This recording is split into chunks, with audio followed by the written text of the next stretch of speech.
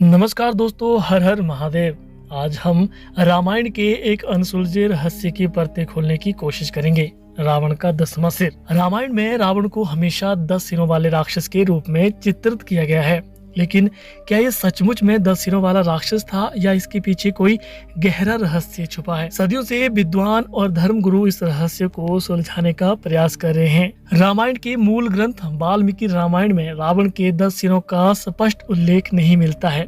ये वर्णन बाद की कलात्मक व्याख्याओं और लोक कथाओं में सबसे अधिक दिखाई देता है। फिर भी रावण के 10 सिरों की व्याख्या करने के लिए कई दिलचस्प मत सामने आए हैं। कुछ विद्वानों का मानना है कि 10 सिर रावण के विशाल ज्ञान का प्रतीक थे। 10 अंक पूर्णता का भी सूचक माना जाता है, तो ये 10 सिर रावण की सर्वज्ञता या असीम ज्ञान को दर्शाता है। एक अन्य मत यह है कि 10 सिर 10 इंद्रियों, जिनमें 5 ज्ञान इंद्रियां और 5 कर्म इंद्रियां का प्रतीक भी मान सकते हैं। ये रावण की सतर्कता और चतुराई को रेखांकित करता है। वहीं कुछ विद्वान 10 सिरों को रावण के अहंकार और अभिमान का प्रतीक मानते हैं। जितने सिर उतना अधिक घमंड। एक रोचक व्याख्या ये भी है कि 10 सिर माया का भ्रम थे। रावण अपनी जादुई शक्तियों से लोगों को भ्रम में डाल देता था कि उसके 10 सिर हैं। इसके अलावा कुछ विद्वान रामायण को रूपक के तौर पर देखते हैं। उनके अनुसार 10 सिर रावण के 10 दुर्गुणों का प्रतीक हो सकते हैं, जैसे क्रोध, लोभ, मोह आदि। रावण का 10वां सिर असल में क्या था? ईमानदारी से कहें तो इसका कोई निश्चित उत्तर नहीं है।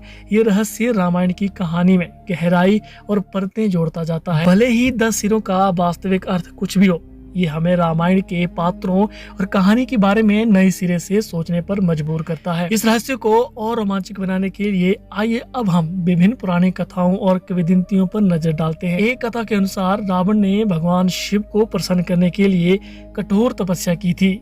शिव इतने खुश हुए कि उन्होंने रावण को 10 सिर होने का वरदान दिया, मगर साथ ही ये भी शर्त लगाई कि अगर कभी किसी ने उसके 10 सिरों में से एक को काट दिया तो रावण का सारा ज्ञान नष्ट हो जाएगा।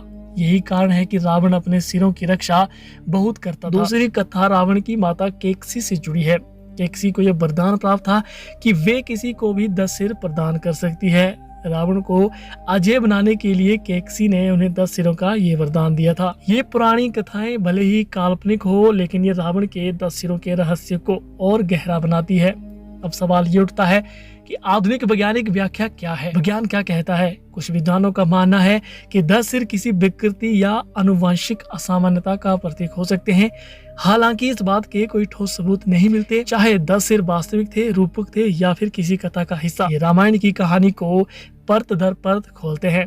ये हमें ज्ञान, अहंकार, शक्ति और माया जैसे विषयों पर चिंतन करने के लिए प्रेरित करते हैं। दोस्तों, रावण का 10वां सिर एक ऐसा रहस्य है जिस पर शायद कभी कोई निश्चित निष्कर्ष ना निकाल पाए, लेकिन यही रहस्य रामायण को इतना रोचक और बहुआयामी बनाता है।